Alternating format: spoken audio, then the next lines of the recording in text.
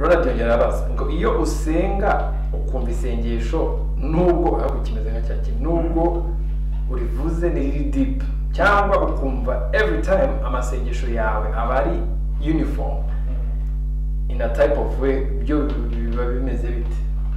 Yes, ikibazo cyiza cyane. Buriya ari ikintu tujya twibesha. Twibwira yuko isengesho amagambo tuvuga ni akwiye kuba deep ngo twumve ko twasenze. Ahubwo our understanding about what turi gusenga. Wow. Ni igomba kuba deep. Yes. Kugira ngo amasengesho abe deep. Yeah. Urumva?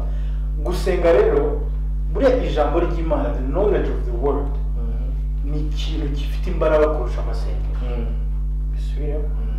Ijambo rifite imbaraga kurusha amasengesho. Kubera iki? Ijambo ni iby'Imana itubwira, amasengesho nibyo twebwe tubwira Imana. So hagati y'iby'Imana ikubwira n'ibyo wubwira Imana nibihe bikomeye.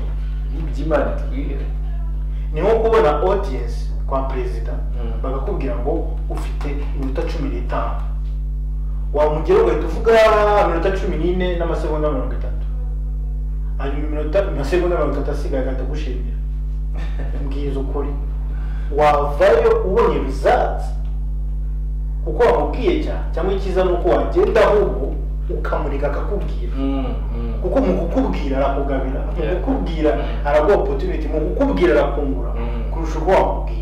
So the deepest prayer is a prayer that is based on the knowledge of who God is. Yes. So unashaka ko amasengesho aba deep, menya Imana deeply. Wow. Menya ijambo deeply. Noneho mugire gusenga, learn to wait on him.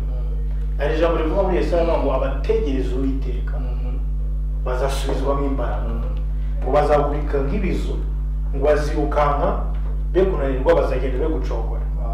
Ni uwuhe muntu uzaguruka nk'igisiga?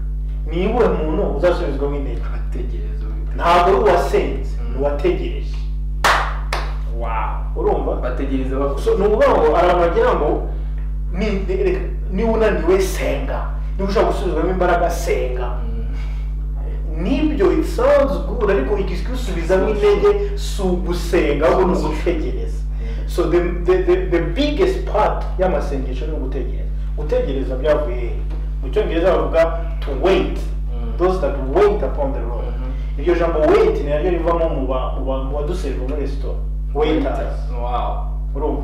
Umuwaiter iyo aje kuri table yawe ntabwo ari kuvuga. No.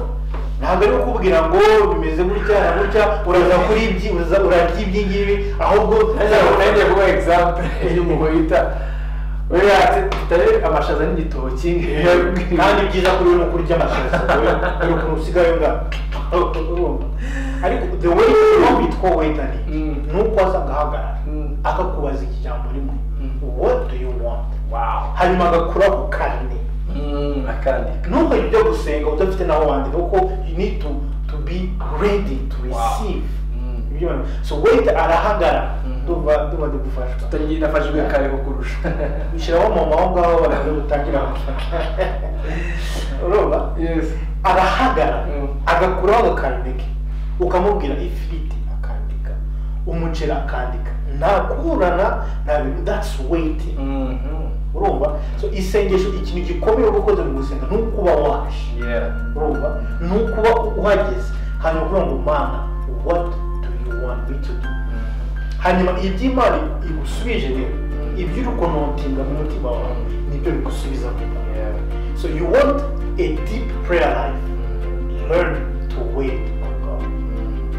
No uzayibaza umuntu asenga gute amasaha 3 ukibaza yuko no kumara amasaha 3 uvuga uramuha aho ushaka kumara amasaha 5 waiting. God, I'm here, speak to my heart. Mfite ibyifuzo, mfite ibikomere, tell me something. Uko niko kubati. Yes.